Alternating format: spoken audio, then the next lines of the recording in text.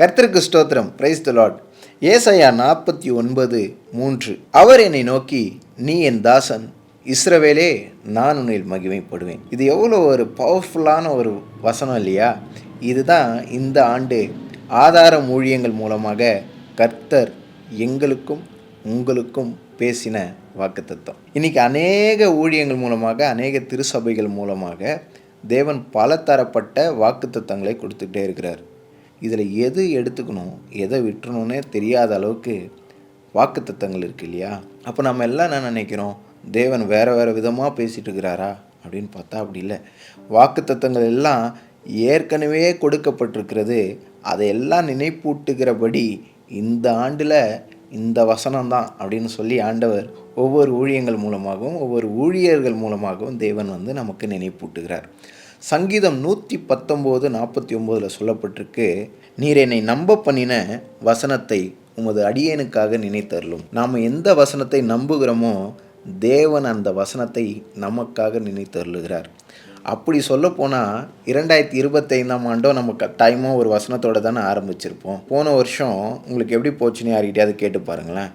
எல்லாருமே என்ன சொல்லுவாங்க, அந்த வருஷத்தில் அவங்களுக்கு நடந்த வெற்றி தோல்வி, அப்புறம் அவங்களுடைய பிஸ்னஸ் சக்ஸஸ்ஸு, இல்லை எக்ஸாமில் நல்லா ஸ்கோர் பண்ணியிருக்கிறது, இதெல்லாம் வச்சு தான் அந்த இயரை சொல்லுவாங்க. 2025 நான் நினச்ச மாதிரி இருந்தது இல்லை அப்படின்னு சொல்லி. இதே மாதிரி தான் போன ஆண்டு ஆதார ஊழியங்கள் மூலமாக நான் உங்களை உயர எழும்ப பண்ணுவேன்னு சொன்னார். ஆனால் அந்த ஆண்டு பார்த்தீங்கன்னா எங்களுக்கு பல தோல்விகள், பல நஷ்டங்கள், ஈடு கட்டவே முடியாத அளவுக்கு நஷ்டங்கள், அது திரும்ப பெறவே முடியாது அப்படிப்பட்ட காரியங்கள் நடந்தது.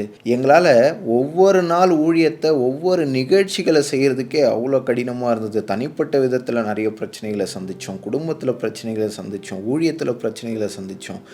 ஆனாலும் இந்த இயர் எண்டில் கர்த்தர் எங்களை ஒரு 40 நாட்கள் உபவாசம் இருக்க சொல்லி ஒரு காரியத்தை உணர்த்தினார்.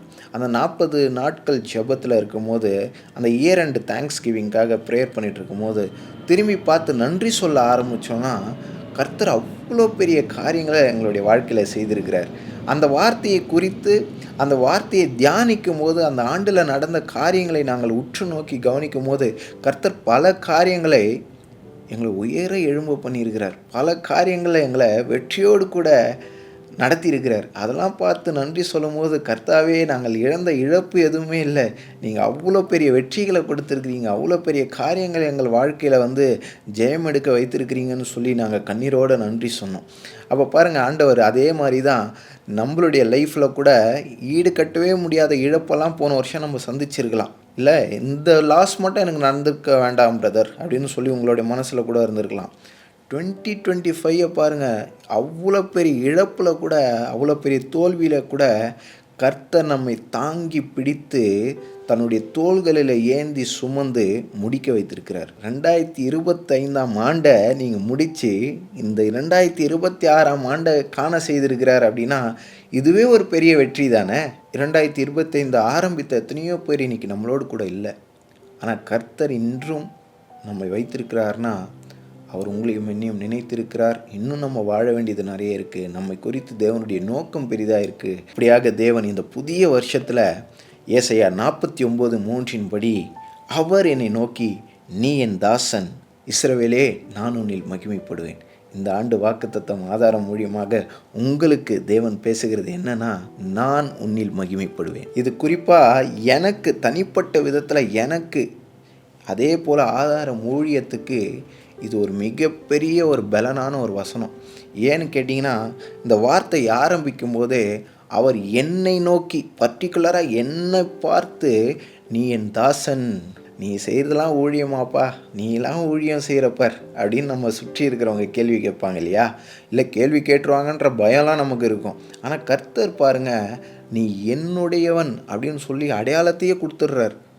நான் மோசமானவன், நான் சரியாக ஊழியத்தை செய்யாதவன், சிந்திக்க திராணி இல்லாதவன், இதை நடக்கிறதுக்கு உண்மை இல்லாதவன், இது எல்லாமே தெரிஞ்சிருந்தோம். யூ ஆர் மை சர்வன்ட் அப்படின்னு சொல்லி ஆண்டவர் ஃபஸ்ட்டே தன்னுடைய அழைப்பை உறுதிப்படுத்துகிறார், தன்னுடைய தெரிந்து கொள்ளுதலை உறுதிப்படுத்துகிறார். அதில் அவருடைய மிகப்பெரிய ஒரு ஐடென்டி கார்டை நமக்கு கொடுத்துட்டார். இப்படி தான் என்னோட கூட இருக்கிற பசங்களுக்கு நான் என்ன பண்ணுவேன்னா, அப்போ தான் ஃபஸ்ட் டைமாக வருவாங்க. ஆனால் நான் என்ன பண்ணுவேன், அவங்களுக்கு ஒரு அடையாளத்தை கொடுத்துருவேன். நீ கேமராமேன், நீ எடிட்டர், நீ வந்து எக்ஸிக்யூட்டிவ் ப்ரொடியூசர் அப்படின்னு சொல்லி நான் என்ன பண்ணுவேன், ஒரு அடையாளத்தை கொடுத்துருவேன். அப்போ என்ன பண்ணுவாங்க, அவங்க அந்த ரோலுக்கு ஏற்ற மாதிரி தன்னுடைய சிந்தனை, அந்த ரோலுக்கு ஏற்ற மாதிரி அவங்களுடைய ஆட்டிடியூட் எல்லாம் மாறணுங்கிறதுக்காக என்ன பண்ணுவேன்னா, அந்த ஐடென்டிட்டியை கொடுத்துருவேன். ஒரு சாதாரண மனுஷன் ஒன்றுமே பண்ணாத நானே என் கூட இருக்கிற தம்பிங்களுக்கும் என் கூட இருக்கிற ஃப்ரெண்ட்ஸுக்கும் இப்படி ஒரு காரியத்தை பண்ணுவேன்னா, தேவன் பாருங்கள் சகலத்தையும் அறிந்தவர், சகலத்தையும் புரிந்தவர், அவர் என்னை பார்த்து யூ ஆர் மை சர்வன்ட் அப்படின்னு சொல்லி ஒரு ஐடி கார்டை ஃபஸ்ட்டு நமக்கு கொடுக்குறார். அதே போல் இஸ்ரவேலே அப்படின்னு அழைக்கிறார். அந்த இஸ்ரவேலேன்ற வார்த்தைக்குள்ளே பல வாக்குத்தத்தங்கள் நிறைந்திருக்கு. அவர் தம்முடையவன் அப்படின்னு சொல்கிறது தான். அதாவது இஸ்ரவேலேங்கிறது அவருடைய தேசம் என்று நம்ம பார்க்குறோம் இல்லையா. அப்படி அவருக்குரியவர், நீங்கள் எனக்குரியவன் அப்படின்னு சொல்லி அங்கே வந்து இஸ்ரவேலே வானத்தையும் பூமியும் அண்ட சராசரங்களையும் படைத்த தேவன் சொல்கிறாரு, நீ எனக்குரியவன், நீ என்னுடையவன், யூ ஆர் மை சர்வன்ட், நான் உன்னில் மகிமைப்படுவேன். யாராவது நம்மக்கிட்ட ஒரு வேலையை கொடுத்துட்டாங்கன்னா, பார்த்துப்பா முக்கியமான வேலை, ரொம்ப ஜாக்கிரதையாக இரு, என் பேரை கெடுத்துறாத அப்படின்னு சொல்லி நம்ம பார்த்து சொல்லியிருக்கேன். என்னை பார்த்து நிறைய பேர் சொல்லியிருக்கிறேன், நான் நிறைய பேரை பார்த்து இதை சொல்லிக்கிட்டே இருக்கிறேன். ஆனால் கர்த்தர் ப்ரொக்ளைம் பண்ணுறார், அவர் வந்து அதை வந்து கன்ஃபஸ் பண்ணுறார், அதை வந்து அதிகாரமாக சொல்கிறார், நான் உன்னில் மகிமைப்படுவேன் அப்படின்னு சொல்லி. நம்ம மேலே ரொம்ப பெரிய நம்பிக்கையை வைத்திருக்கிறாங்கிறது தான் எனக்கு இதில் இருந்து ஆண்டவர் வெளிப்படுத்தின காரியம். யார் அங்கீகரிச்சா என்னங்க, நீங்கள் செய்த ஊழியம் இல்லை, நீங்கள் இதுக்கு யூஸே இல்லை அப்படின்னு சொல்லி. ஆனால் தேவன் சொல்கிறாரு, யூ ஆர் மை சர்வன்ட், நீ என் தாசன் இஸ்ரவேலே, நான் உன்னில் மகிமைப்படுவேன். தேவன் இந்த வார்த்தை கொடுக்கும் போதே ஒரு எச்சரிக்கையாக நான் உங்களோட கூட சொல்கிறது என்னென்னா, ஒவ்வொரு நாளும் எழுந்து நம்ம செய்கிற வேலை, செய்ய போகிற வேலை, நம்ம பேசிகிட்டு இருக்கிற காரியம், இது எல்லாத்துலேயுமே நிதானித்து பார்க்கணும் நம்மளை. இது தேவனுடைய மகிமையை வெளிப்படுத்துமா, இது மூலமாக நான் கர்த்தருக்கு மகிமையை கொண்டு வருவேனா அப்படின்னு சொல்லி. சரிதானே? எத்தனையோ நாட்கள் நம்ம கூட நான் நிறைய முறை யோசிச்சிருக்கிறேன். அது பாருங்களேன், இங்கே 49 நாள்லேயே எழுதப்பட்டிருக்கு, அதற்கு நான் விருதாவாய் உழைக்கிறேன், வீணும் வியர்த்தமுமாய் என் பலனை செலவழிக்கிறேன், ஆகிலும் என் நியாயம் கர்த்தரிடத்திலும் என் பலன் தேவனிடத்திலும் இருக்கிறது என்று சொன்னேன். எனக்கு பல முறை இந்த புலம்பல் இருந்திருக்கு, வேஸ்ட்டாக வேலை செய்கிறோமோ, இந்த வேலையை யாருமே ரெக்கக்னைஸ் பண்ண மாட்றாங்களே, அக்னாலேஜ் பண்ண மாட்றாங்களே அப்படின்னு சொல்லி. ஆனால் இந்த வார்த்தை, மேலே இருக்கிற வார்த்தையை நம்ம முழுசாக நம்பிட்டோன்னா, முழுசாக அதனுடைய காரியத்தை நம்ம புரிஞ்சுக்கிட்டோன்னா, கடைசி வரிகள் இப்படியாக இருக்குது, என் பலன் என் தேவனிடத்தில் இருக்கிறது அப்படின்னு சொல்லி. அவர் தாங்க நம்ம பலன். இன்றைக்கி மனிதர்கள் மறந்துடுவாங்க. மனிதர்கள் நம்மளுடைய நன்மையை இன்றைக்கி நம்மளை விட பெட்டராக ஒருத்தவங்க செஞ்சாங்கன்னா அவங்க தான்ப்பா நம்மளுடைய சப்போர்ட் பில்லர் அப்படின்னு சொல்லி நம்ம தூக்கி போட்டுருவாங்க. நம்ம அப்போ யோசிப்போம், நம்ம விருதாவாய் உழைக்கிறேன்னா, வியர்த்தமாக என் பலன் போகுதா அப்படின்னு சொல்லி நம்ம ரொம்ப ஃபீல் பண்ண ஆரம்பிச்சிரும். ஆனால் தேவன் சொல்கிறார், நான் உன்னில் மகிமைப்படுவேன். இந்த வார்த்தையை டெய்லி சொல்லுங்கள், கர்த்தர் என்னில் மகிமைப்படுவார். நான் செய்கிற ஊழியத்தில், நான் செய்கிற காரியத்தில், நான் செய்கிற என்னுடைய வேலையில், நான் என்னுடைய படிப்பில், என்னுடைய திறமையில், என்னுடைய தாளந்தில், என்னுடைய கிருபை வரங்களில் தேவன் மகிமைப்படுவார். அது என்ன பிராண்ட் பண்ணிக்கிறதுக்கு இல்லை, என்ன வந்து இந்த உலகத்தில் நான் எப்படிப்பட்டவன் தெரியுமா அப்படின்னு காண்பிக்கிறது இல்லை, நான் காண்பிக்கிறதின் மூலமாக தேவன் என்னில் மகிமைப்படுவார்னு சொல்லி. எஸ், இந்த 2026 நான் இப்படியாக ஆசீர்வதிக்கிறேன். இதை பார்த்துட்டுருக்கிற நீங்கள், உங்களுடைய வாழ்க்கையில் தேவன் மகிமைப்படுவார். ஆமென்.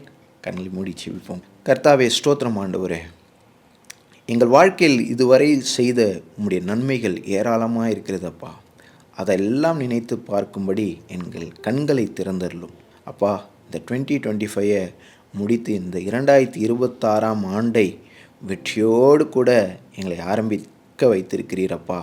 எத்தனையோ பிளான்ஸ் இருக்குது, எத்தனையோ ஆசைகள் இருக்குது ஆண்டவரே, எத்தனையோ நிறைவேறாத ஜெபங்கள் இருக்குது கர்த்தாவே. அது எல்லாவற்றையும் கர்த்தாவே உம்முடைய கரத்தில் தருகிறோம் ஆண்டவரே. நீர் சகலமும் நன்மைக்கு எதுவாய் செய்கிற தேவனப்பா. அப்படியாக ராஜா, இந்த 2026ஆம் ஆண்டில் நீர் சொன்ன உம்முடைய வார்த்தைகள் யாவையும், நாங்கள் நம்பின வசனங்கள் யாவையும் நிறைவேற்ற கர்த்தாவே எங்களை நினைத்தருளுங்கப்பா, எங்களை நினைத்தருளுங்க. ஏசாயா 49:3 கர்த்தாவே, நீர் ஆண்டவரே எங்களை அழைத்திருக்கிறீரப்பா.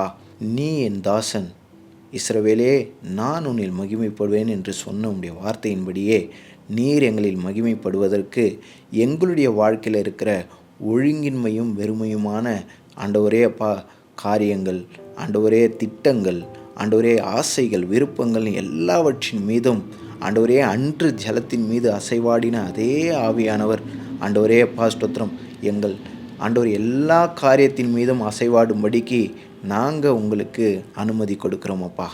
கர்த்தர் நீங்கள் வாங்க, உம்முடைய காரியங்களை எங்கள் வாழ்க்கையில் நிறைவேற்றி நடப்பித்து அப்பா எங்களில் நீர் மகிமைப்படுங்க. ஆமேன், ஆமேன். God bless you.